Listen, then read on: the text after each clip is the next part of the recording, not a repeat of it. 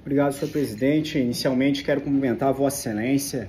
É sempre um grande prazer, uma grande alegria utilizar essa tribuna, principalmente diante da primeira Câmara Criminal, qual vem aí há 14 anos sustentando e exercendo plenamente o direito da defesa, o direito da palavra do acusado, do apelante, do paciente, aquela pessoa que está aqui solicitando aos senhores e senhoras a possibilidade de uma reforma ou concessão de uma ordem, etc.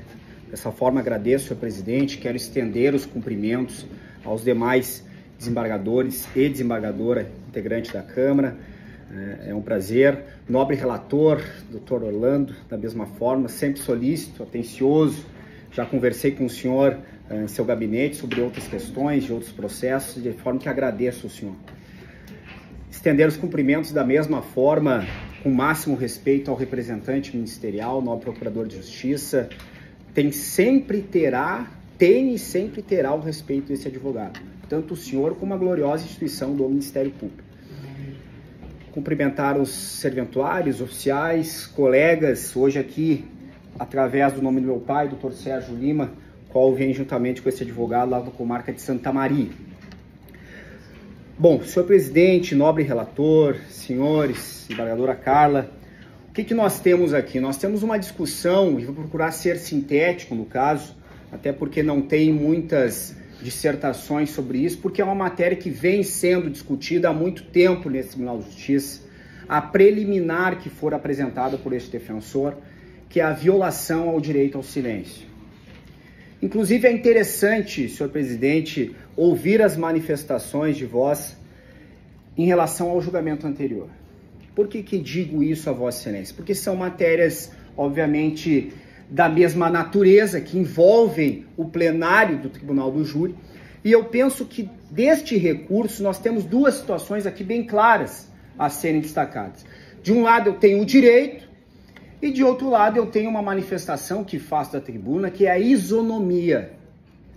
Quando falo em direito, senhor presidente, eu falo que claramente todos nós aqui conhecemos a matéria do Tribunal do Júri. Nós não estamos iniciando de forma alguma na prática desta matéria, mas nós sabemos que o direito ao silêncio, ele é sim absoluto. Nós não podemos ter menção a este direito de forma alguma. Agora, esta menção, ela deve ser utilizada, e é isso que diz a jurisprudência majoritária dos tribunais superiores, como o chamado argumento de autoridade, que é quando a parte se utiliza daquela menção para ter algum benefício. E no caso concreto, que é justamente o que diz o artigo 478, inciso 2, ele fala claramente, as partes não podem se manifestar em relação ao direito ao silêncio. E o que é registrado em ata, senhor presidente, nobre relator? A ata registra o seguinte: a defesa solicitou que ficasse registrado que o Ministério Público, durante a réplica, fez referência ao silêncio do acusado em sede policial, contrariando a regra do artigo 478. Aí o Ministério Público recebe a palavra e diz o seguinte: o Ministério Público se manifesta dizendo que não fez referência ao silêncio do acusado, mas que a defesa não apresentou versão no inquérito policial. Então perceba, nobre procurador, com a máxima vênia, respeitando a posição de Vossa Excelência. Na verdade não foi Vossa Excelência que encaminhou o parecer, foi o outro procurador. Mas hoje Vossa Excelência vem e ratifica. Mas respeitando a posição de Vossa Excelência, isso não é natureza informativa. Por quê? Porque o promotor se utilizou do argumento de que o acusado, lá no inquérito, calou-se. Justamente com o fim de dizer, nobre presidente, quem cala consente. Então isso não é questão informativa. Isso é argumento. Isso é argumento. E aí, nobre relator, o senhor tem centenas, milhares, dezenas de júris. Aquela pessoa que está sentado lá como jurada, quando ela recebe a informação de que o réu, quando teve a oportunidade de ir à autoridade policial, ele silenciou-se, será que isso tem uma afetação no íntimo do jurado? Por óbvio que tem, senhor presidente.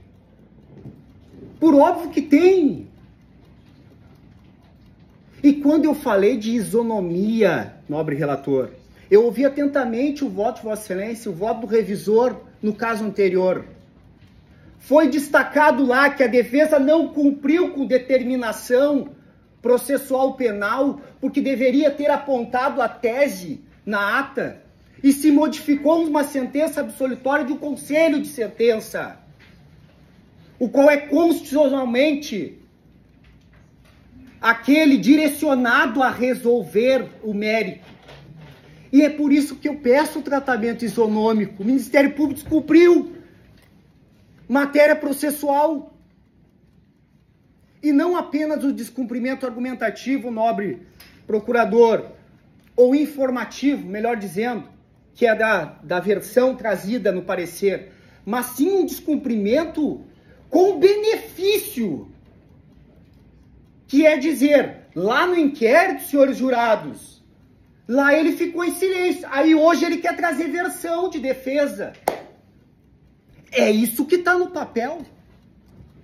Para que eu tivesse um esclarecimento melhor, nós teríamos que ter toda a gravação das sessões, mas nós não temos, infelizmente. Somente em casos midiáticos nós temos essa possibilidade. Agora, no caso do senhor Vinícius, não houve, por parte do magistrado, esse cuidado. Então, senhor presidente, nobre relator, até porque o tempo se esgota, quero ratificar as razões escritas. Eu entendo que nós estamos, sim, diante um momento em que se feriu o direito do acusado em plenário. Houve um benefício do Ministério Público com esse argumento, porque diz claramente a ata. O Ministério Público refere, não se manifestou em relação ao silêncio, mas sim que a defesa não apresentou versão no inquérito policial. Esse é o benefício. E, por fim, um tratamento isonômico, porque nós estamos aqui, eu creio que esse seja o sentimento dos demais colegas, anestesiados com a decisão anterior.